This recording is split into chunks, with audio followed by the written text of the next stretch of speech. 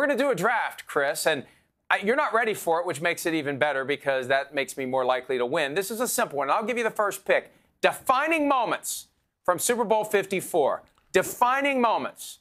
You get to go first. Okay, I mean, the 3rd and 15. That's a defining moment. That's where I got to start. I mean, that was the biggest play of the game. That defines the Kansas City Chiefs, defines Patrick Mahomes.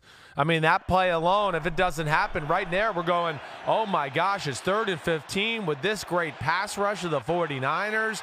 They're screwed here. This is going to be tough. I know he overcame these type of things against the Texans and the Titans, but this is the 49ers.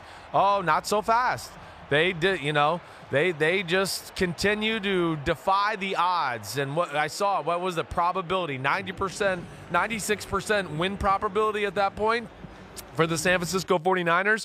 Well, that's why analytics don't really always match up, because there's not it's his Patrick Mahomes, and it's just not the same when he's got the ball still. And that to me is the defining moment, and really in a microcosm is just the Chiefs all together in the Mahomes era.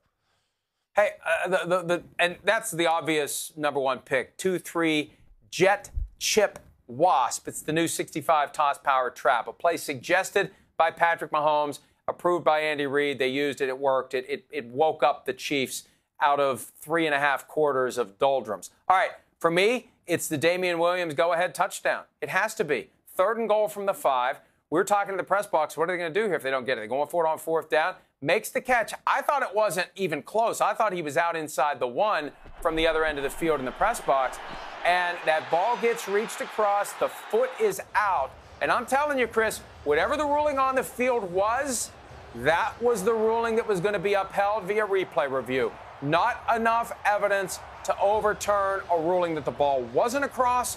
Not enough to overturn a ruling that it was across. Automatic review because the ruling on the field was a touchdown.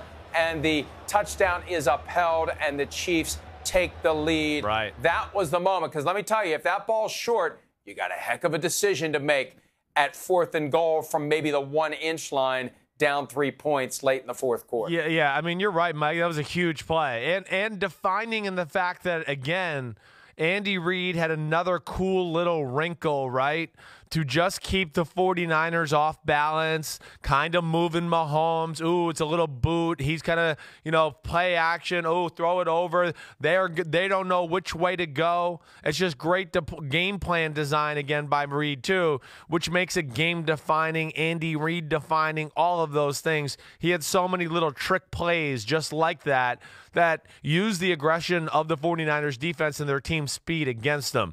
I'm going to go back to another Mahomes pass. I'm going to go to the Watkins 2nd and 7, 38-yard gain. It sets up the touchdown you're talking about. But again, the game's 20-17. And yes, the Chiefs had the great drive before that. But you're going, man, can they drive down again and really score a touchdown on this great 49ers defense and knock it in and put it in the end zone? And when it became this play was 2nd and 7 and him throwing down the right sideline, that's when you went, oh, wow, wait. Forget this. Yeah, can they go down and score a touchdown? Yes, they can.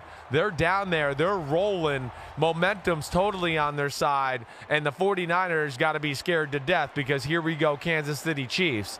And as much as the 3rd and 15 got them jump-started, I feel like this play was like now it was like the stamp of confidence. Like, we're here, and we're coming to win this thing right now.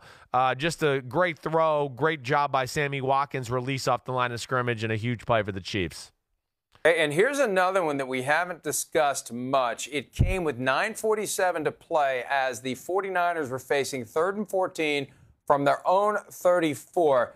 Jimmy Garoppolo scrambles toward the sideline, and he got blown up, sir, right at the sideline. He got thrown hard out of bounds. And that's one of those where in the past we've seen the flag come out. And you saw the reaction of the bodies around it because it was on the 49ers sideline where everybody's just kind of jumping up and down waiting for the flag. And I'm looking around. Is there a yellow hanky flying straight up in the air? Because I wouldn't have been surprised if there was a penalty flag called. It would have given the 49ers a fresh set of downs from their own 49 with about 9:45 left to play.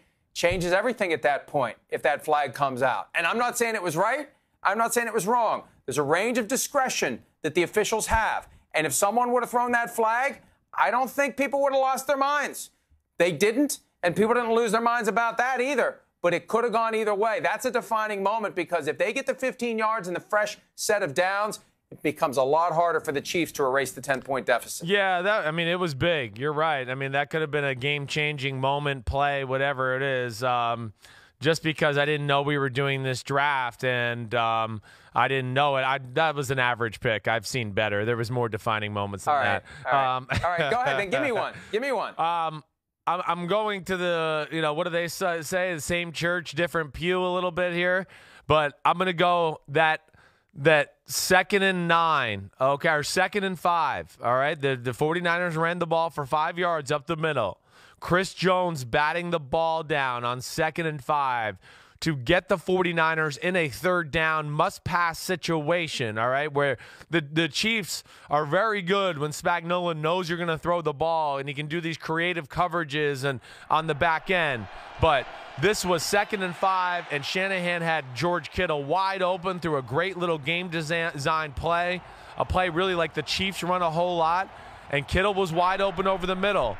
But Chris Jones, his awareness, one of the best defensive players in football, made a number of big plays in the game, and this was about his 2nd or 3rd big batted pass. That, to me, was a huge moment in the football game because it went back to what we've said. Oh, Jones gets that.